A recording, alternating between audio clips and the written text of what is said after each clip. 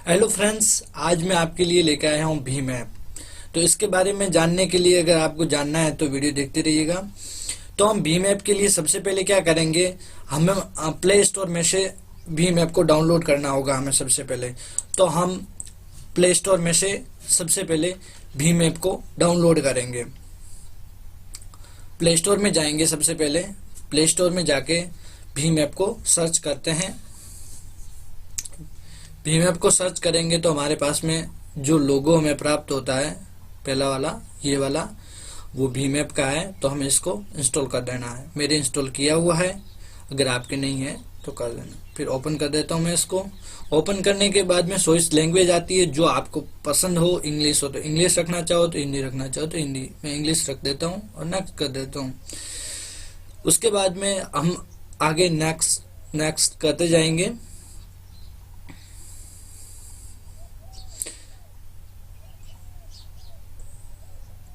इसके बाद में हमें सेलेक्ट मोबाइल टाइप पूछेगा कि आपका मोबाइल कैसा, सिंगल सिम का है, ड्यूल सिम का। तो ड्यूल सिम का मेरा है, ड्यूल सिम पे कर देता हूँ। और वेरिफिकेशन के लिए नेक्स्ट कर देता हूँ मैं। तो अब ये एक मैसेज सेंड करना है, यहाँ से ये सेंड कर देता हूँ यहाँ से वेरिफिकेशन के लिए। रजिस्ट्रेशन से ओके, पहली बार में हो जाता है लगभग। तो ये हो गया मेरा वेरीफाइड हो गया है। डेटाबेस में करता है फर्स्ट बार में। और फिर आता है हमारे सिक्योरिटी ऐप की सिक्योरिटी के लिए ये पासवर्ड रहते हैं। तो आप जब भी ऐप खोलो उसके लिए ये सिक्योरिटी के लिए पासवर्ड रहेंगे। तो हम 4 अंक होते हैं तो डाल देते हैं 4 अंक यहाँ पे, ये डाल दी। फिर वापस कंफर्मेशन के लिए वापस वही अंक डाल देते हैं, ताकि हम जब भी ऐप खोलें तब इसकी आवश्यकता पड़ेगी। तो ये हमारा ऐप ओपन हो चुका है और हमारे जो भी बैंक है उसका नाम भी यहाँ पे आ गया है। और हमारे पास में जो भी ऑप्शन है, ऑप्शन सब आ गए हैं। तो हम एक एक करके सभी ऑप्शन देखते हैं। तो हम सबसे पहले प्रोफाइल में जाते हैं। प्रोफाइल में जाते हैं तो हमारे पास में एक ये QR कोड हमें मिलता है। ये QR कोड के द्वारा हमें अगर कोई भी हमें पैसे भेजना चाहता है तो आसान तरीके से ये QR कोड के द्वारा भेज सकता है। और हम इसको डाउनलोड भी QR कोड को आसानी तरीके से यहाँ से क्लिक करके कर सकते हैं। और अगर हमें इसको शेयर भी करना है तो यहाँ से हम इस QR कोड को शेयर भी कर सकते हैं। ठीक है। उसके बाद में अगर हमारा पे एड्रेस चाहिए तो पे एड्रेस के द्वारा हम भी किसी को पेमेंट भेज सकते हैं। पे एड्रेस हमारा ये रहता है, पे एड्रेस के द्वारा भी हम किसी को पेमेंट भेज सकते हैं। और हमारे रजिस्ट्रेशन मोबाइल नंबर के द्वारा भी हम पेमेंट भेज सकते हैं। जो भी हमारे रजिस्ट्रेशन नंबर होंगे उसके द्वारा भी हम किसी को पेमेंट भेज सकते हैं या पैसे भेज सकते हैं। ये तो रहेगा प्रोफाइल के अंदर। उसके बाद में हम जाते हैं बैंक अकाउंट में। बैंक अकाउंट में हमारे जो भी खाता संख्या है वो खाता संख्या यहाँ पे रहेगी। और रीसेट UPI पिन रहेंगे, जो कि हर बार आप जितनी बार लेन देन करोगे उतनी बार आपको UPI पिन देने होंगे। तो आप UPI पिन कैसे सेट करोगे, जो भी आपके ATM कार्ड है, ATM कार्ड के ऊपर लास्ट वाले पीछे के 6 अंक वो यहाँ पे आपको सेट करने होंगे।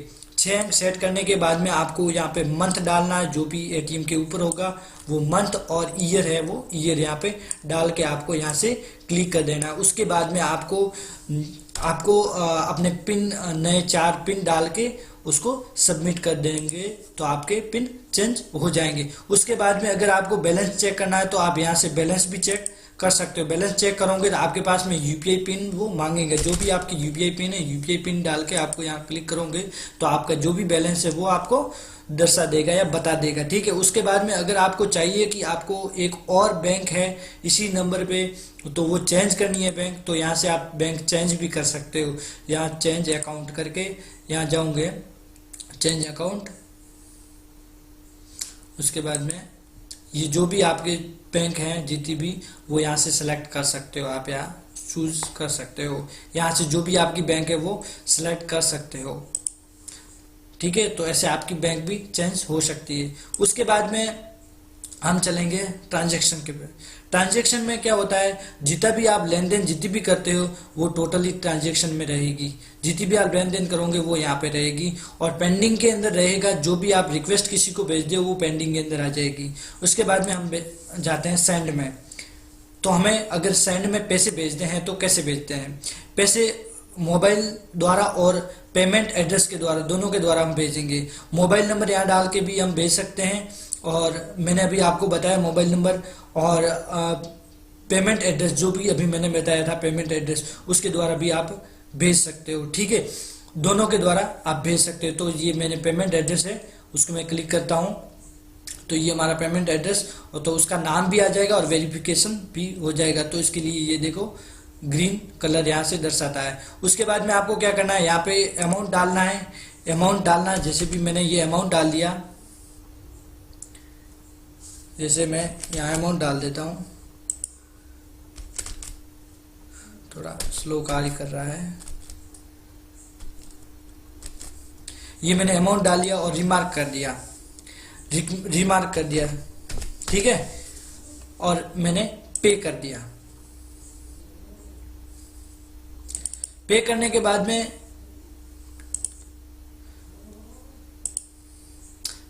बाद में मेरे पास से यूपीआई पिन मांगेगा, यूपीआई पिन मांगेगा मेरे पास से, यूपीआई पिन मांगेगा। जो भी मेरे यूपीआई पिन है वो मैं डाल देता हूं और यहाँ पे कलेक्ट करूंगा, तो ये ट्रांजैक्शन हो जाएगा।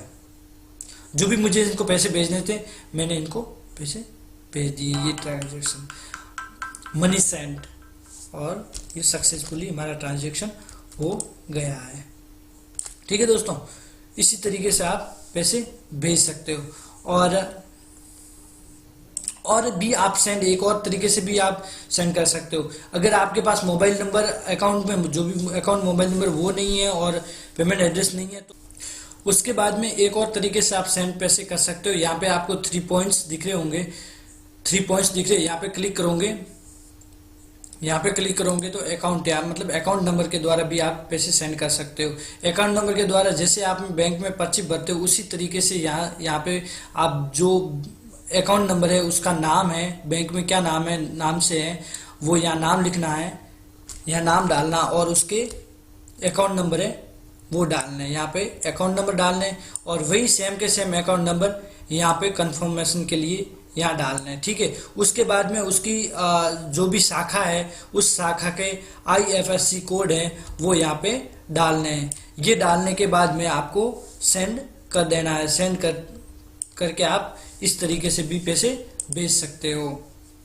ठीक है, उसके बाद में हम आएंगे कि QR कोड है, और हम QR कोड के द्वारा भी भेज सकते हैं, ये स्कैन पे द्वारा। तो ये QR कोड के द्वारा भी हम किसी को अगर पैसे भेजने हैं तो आसानी तरीके से QR कोड के द्वारा भी हम भेज सकते हैं। हमें कहीं शॉप या अगर कहीं पे भी हम QR कोड देखते हैं तो हम उसको स्कैन करके भी हम पैसे भेज सकते हैं। उसके द्वारा एक है रिक्वेस्ट।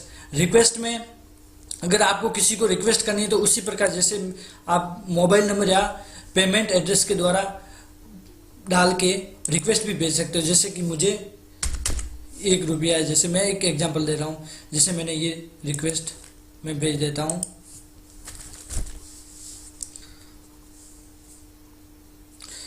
और यहाँ पे आप डेट भी सेट कर सकते हो। डेट सेट करने के बाद में रिमार्क कर दो, जो भी आपको रिमार्क करना है रिमार्क करके रिक्वेस्ट कर दो,